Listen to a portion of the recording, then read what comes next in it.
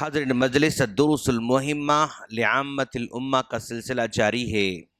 اور ہم لوگ آج نماز کے طریقے کو جاننے جا رہے ہیں انشاءاللہ۔ بن باز رحمہ اللہ نے نماز کے طریقے کو وضاحت کے ساتھ بیان کیا ہے۔ وہ یہ کہتے ہیں کہ جب ہم مسجد کو آتے ہیں تو گھر سے وضو کر کے نکلنا بہتر ہے۔ وجہ یہ ہے کہ اگر کوئی آدمی اپنے گھر سے وضو کر کے نکلتا ہے مسجد کے لیے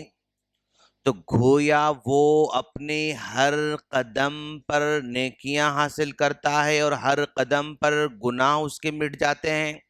جیسا کہ اللہ کے رسول صلی اللہ علیہ وسلم فرمایا من تطہر فی بیتہ،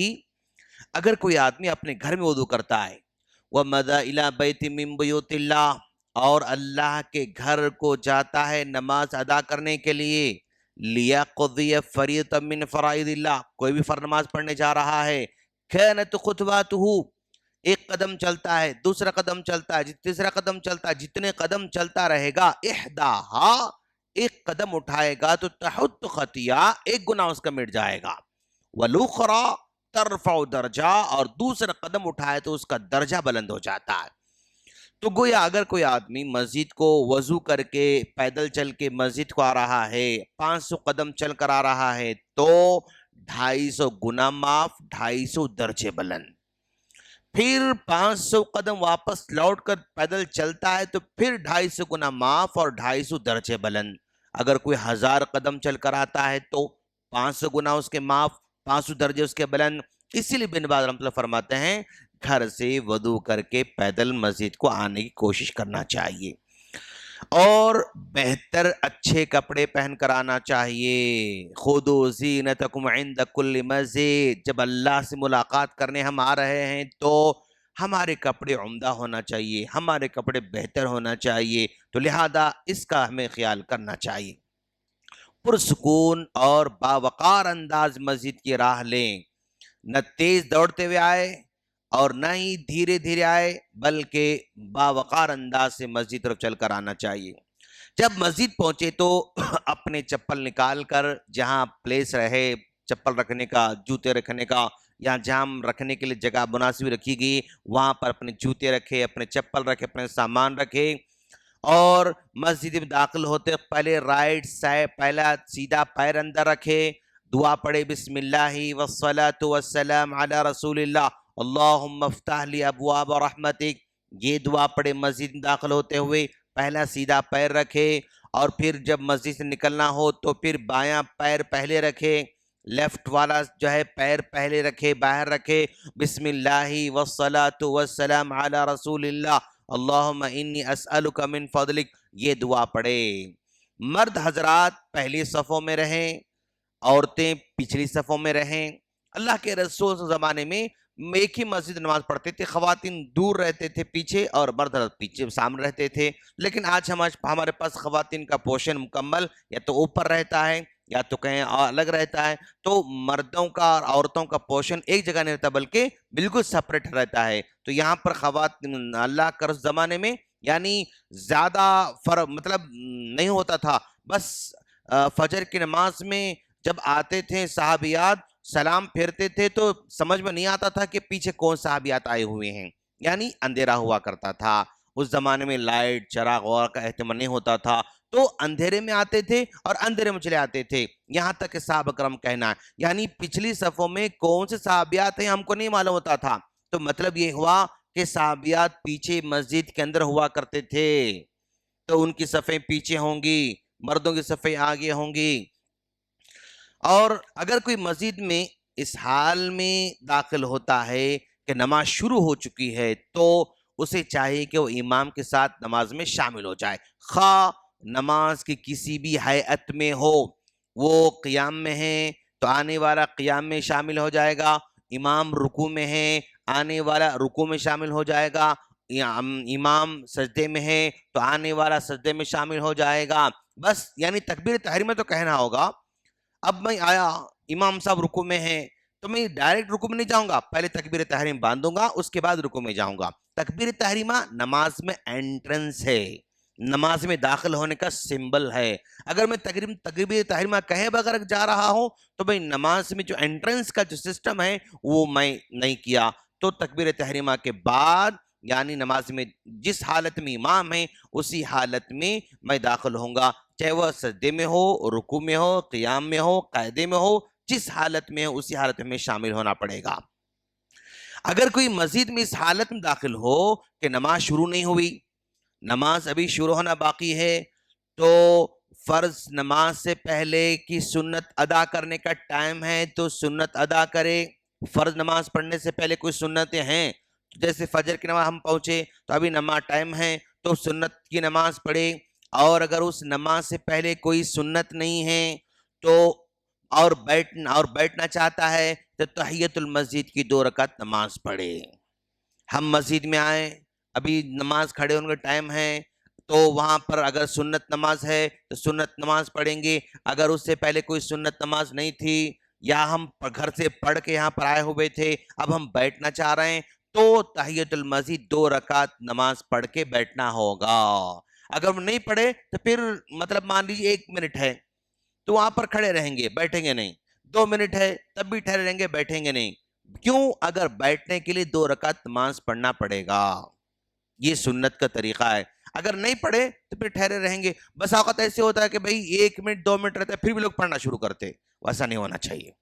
کیوں؟ بھئی 1 منٹ کے اندر آپ سکون سے نماز پڑھ ہی نہیں سکتے، 2 منٹ میں نماز سکون سے پڑھ ہی نہیں سکتے، تو اس کا ہمیں خیال کرنا چاہیے۔ کچھ لوگ ایسا رہتے کہ بھئی اب نماز 2 منٹ رہتا، 3 منٹ رہتا، یہاں آ کے نماز پڑھنا سنت پڑھنا شروع کرتے، امام صاحب کے بالکل سامنے آ کے سنت پڑھنا شروع کرتے، تو بھی مناسب نہیں ہے۔ اگر سنت پڑھنا ہی چاہ رہے ہیں کہیں کونے میں پڑھنا چاہیے، اس لیے کہ آپ کے وہاں پر سنت پڑھنے سے جماعت ٹھہرنے کا ٹائم ہو رہا ہے تو امام کو آنے میں اور اقامت بولنے میں دوسروں کو ڈسٹرب ہو جاتا ہے۔ بس اوقات ایسے ہوتا ہے کہ بھائی جمعہ کے نمازی ہم بیٹھے ہوئے ہیں، امام صاحب جو ہے کیا کہتے ہیں اس کو بس 1 منٹ ہے یعنی خطبہ ممبر پر بیٹھنے کے لیے، اب لوگ آ کر جگہ خالی ہوتی ہے تو وہاں آ کر سنت پڑھنا شروع کرتے ہیں، تو بھئی امام صاحب کے خطیب کے سامنے بالکل سامنے آپ سنت پڑھنا شروع کریں گے تو خطیب کو اوپر چڑھنے اترنے میں مشکل ہوگی، پھر خطیب خطبہ شروع کرے گا، آپ سامنے کھڑے ہو کر نماز پڑھ رہے ہیں تو پیچھے والوں کو جو ہے مطلب ڈسٹرب ہو جائے گا، جو سامنے آڈینس بیٹھے ہوئے ہیں ان کو ڈسٹرب ہو جائے گا، اور خطیب کو ڈسٹرب ہو جائے گا کہ آپ سامنے کھڑے ہو کر نماز پڑھ رہے ہیں، تو پڑھنا ہی ہے تو ٹھیک ہے آپ کہیں سائیڈ میں پڑھیے تاکہ آڈینس کو بھی تکلیف نہ ہو، خطیب کو بھی تکلیف نہ ہو، امام کو بھی تکلیف نہ ہو، بلکہ سائیڈ میں سنتیں پڑھنے اہتمام کرنا چاہیے۔ درمیان میں آ کے خطبہ شروع ہونے سے پہلے آپ کا یہاں پر سینٹر میں آ کے سنت پڑھنا یہ دوسروں کے لیے مطلب تکلیف دینے والا ہوتا ہے۔ اگر پڑھنا ہے تو کہیں سائیڈ میں کھڑے ہو کر سنت کا اہتمام کرنا چاہیے، اور ٹائم اچھی بھرپور ٹائم ہے تو ہی آپ جو ہے سنت پڑھیں، بالکل 2 منٹ آدھا منٹ 1 منٹ میں اتنا جلدی سنت پڑھنے کی ضرورت نہیں ہے۔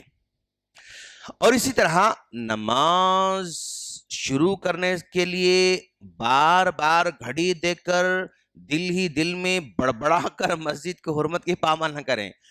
ویسے دیکھ رہا ایسے دیکھ رہا، کب کھڑتی نماز کب کھڑتی نماز کب کھڑتی نماز کب کھڑتی نماز، یعنی ایسا بے چینی کا مظاہرہ نہیں کرنا چاہیے۔ بھائی سکون سے بیٹھیے، ٹائم ہوگا تو نماز جو ہے شروع ہو جائے گی، لہذا بڑبڑا کر خامخواہ ڈسٹرب نہیں کرنا چاہیے۔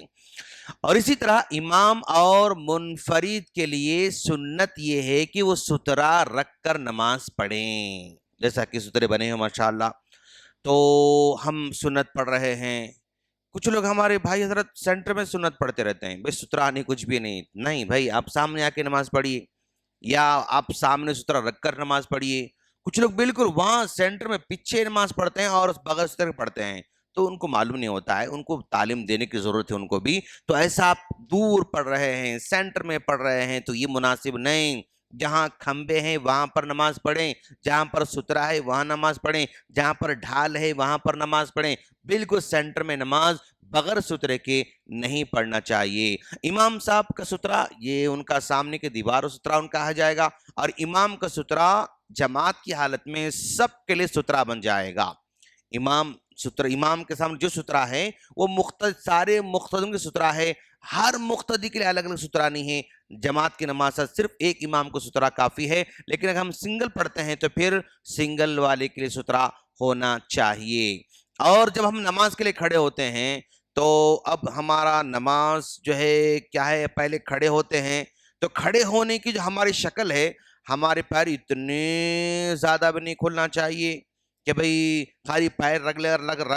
لگ رہے ہیں، کندھے نہیں لگ رہے ہیں. اور ہمارے پیر اتنے بھی قریب نہیں ہونا چاہیے کہ بھئی کندھے تو لگ رہے ہیں لیکن پیر نہیں لگ رہے ہیں. تو کندھے بھی لگنا چاہیے، پیر بھی لگنا چاہیے، کوشش کرنا چاہیے. ہماری سٹینڈنگ پوزیشن جس قدر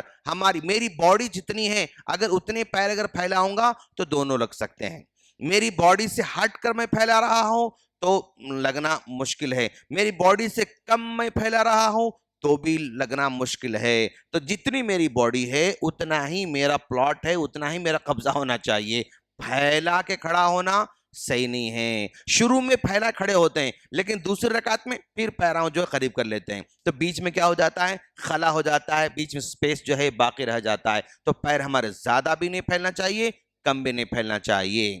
اور اسی طرح